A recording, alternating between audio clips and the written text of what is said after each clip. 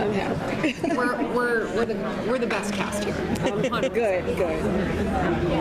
All right, so I'll start. How did you come back to this franchise?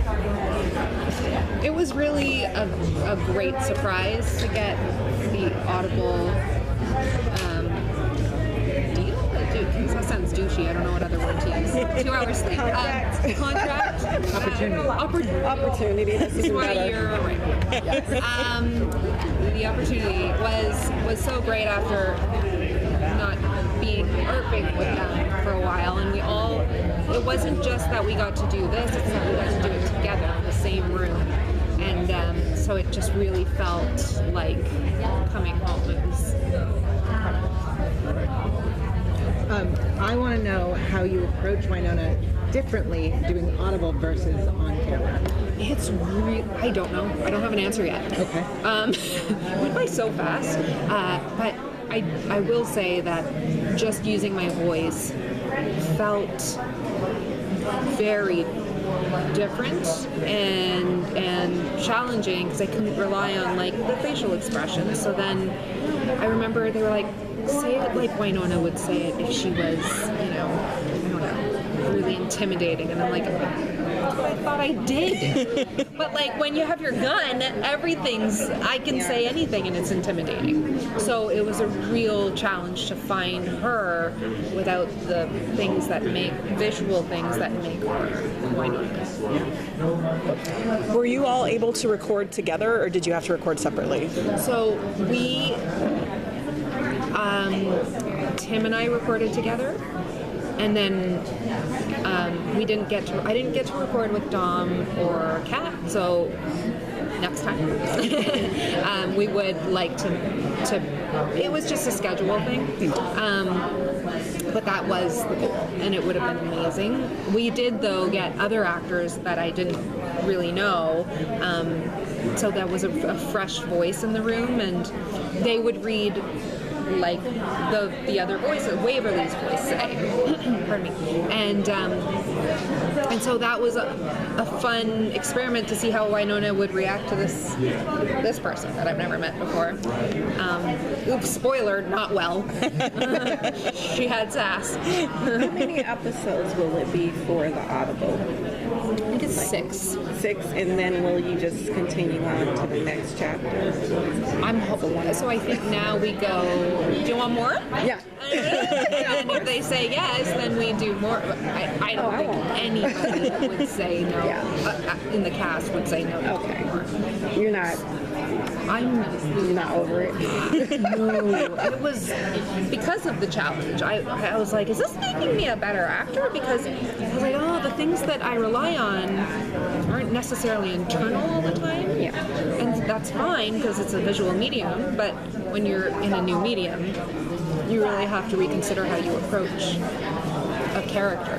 And I haven't found that sweet spot yet, but I still want to keep looking. One more, guys. Is this your first Audible book? Or have you done any other voiceover? I've never done voiceover before, and I loved it. That's what everyone says.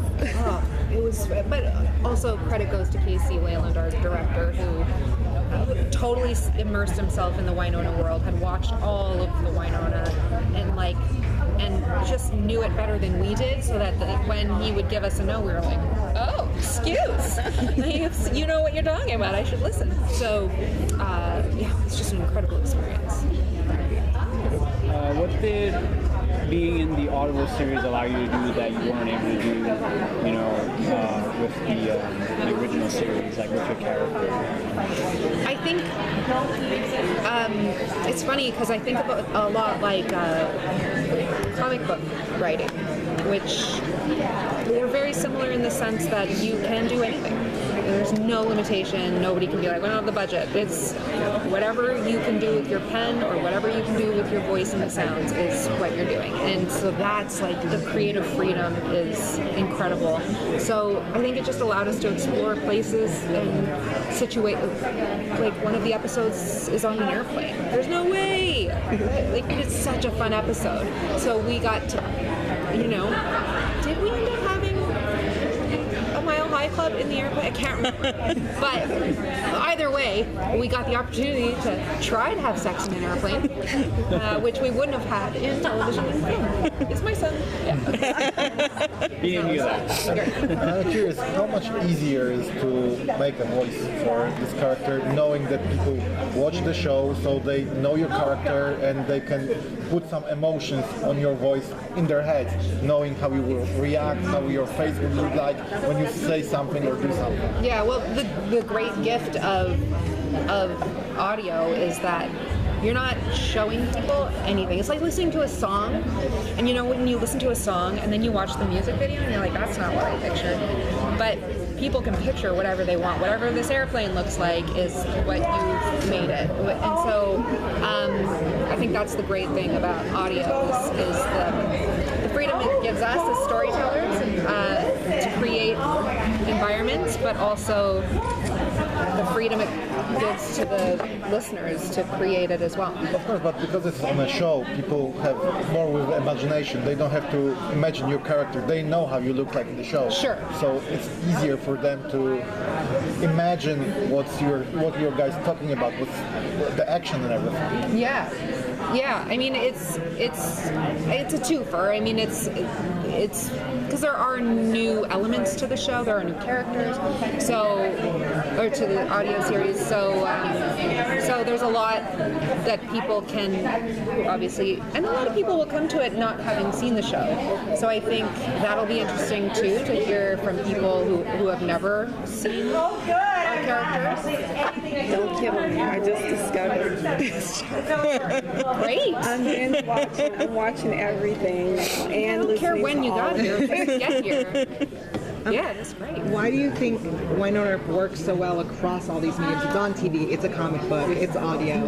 Why is it, and the Tubi, of course, but why do you think it works so well across all the mediums?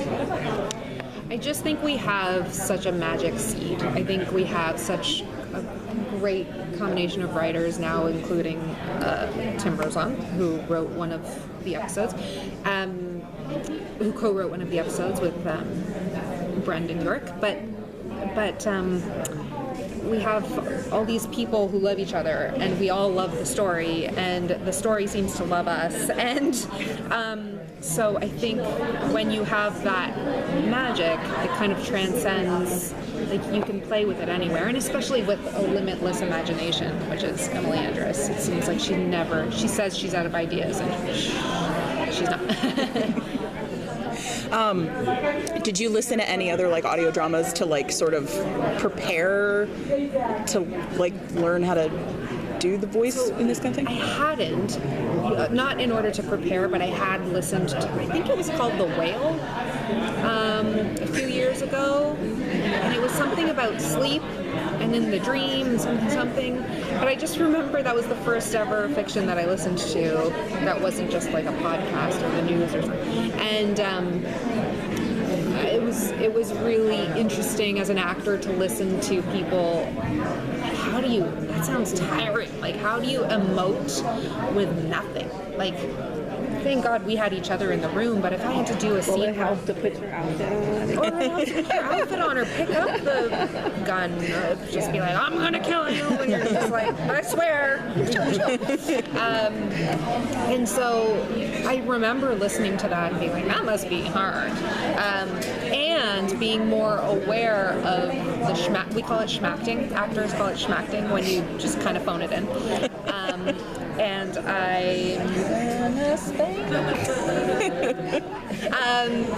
I'm not. That was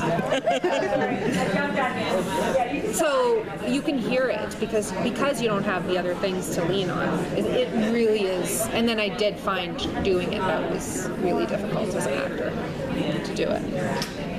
But do you think that such a project could be a reason to come back to the show, or?